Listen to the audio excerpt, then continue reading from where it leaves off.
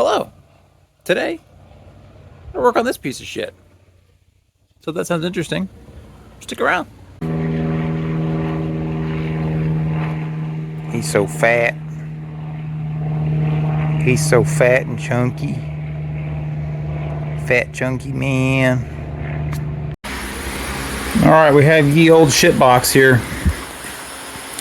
We're gonna put some new valve covers on it because the ignition coils are broken off of the ones that are on here.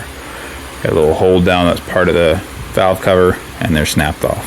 So we're gonna get started. We're probably just gonna time lapse this whole thing because there's really no intelligence to it. We're just gonna do it. So maybe we'll stop and show you some stuff that's broken on the way.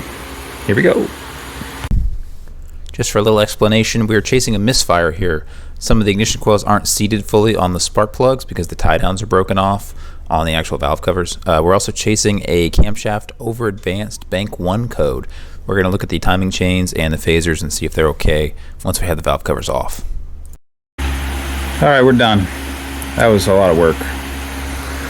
We're actually only halfway done, but these right here are the tie downs for the ignition coils, and you can see one's broken off there, one's broken off there, and one of them stripped out too. You can't really see it, but the threads are gone. These phasers are reversible, so on one phaser there's a mark for where you set up the timing chain on the left side and one mark for where you set up the timing chain on the right side, and they're marked wrong here. There's paint pen markings on the right side phaser on the left area and on the left side phaser on the right area. So we're going to pull the timing cover off and make sure everything's good. So I ended up calling the customer and telling him what we found, and he gave us approval to just replace all of it. Replace the chains and the guides, the tensioners and the phasers, and basically just make it all new. So that's exactly what we ended up doing. We went to the parts store and got a whole kit. All right, here we are for a sort of mid-repair update. We have everything off here. We took the old timing components off. I didn't compare chain lengths to see if the chain was stretched. I didn't really look at any of that stuff. We're replacing it anyway, so.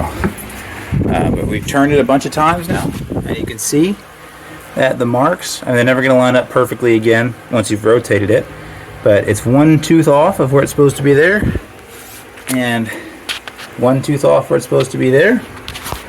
And down here, it is one tooth off where it's supposed to be there. So we know that we did everything right.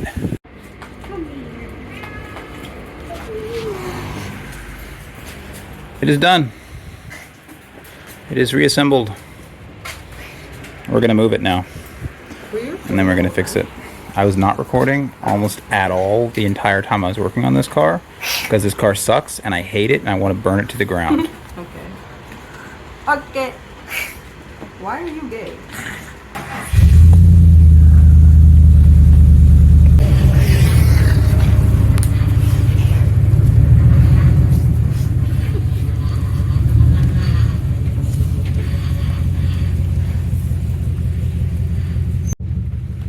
You're so sweet.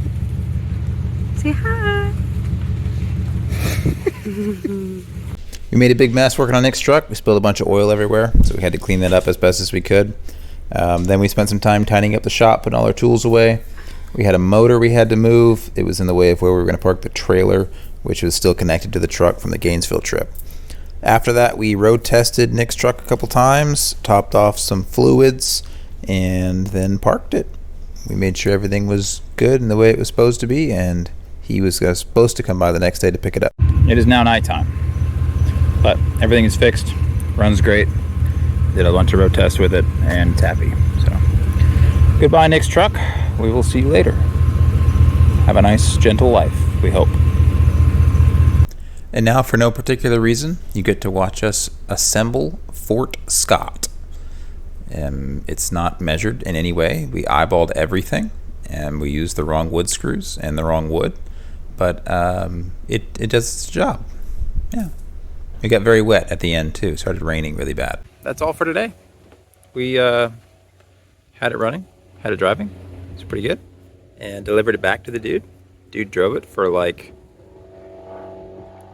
3 hours, and the transmission blew up. So now we get to pull the transmission out. Look at it. So, yeah. Thanks for watching. We'll see you guys next time. Bye for now. This fucking guy thinks he's hot shit flying his plane. Who the hell does he think he is?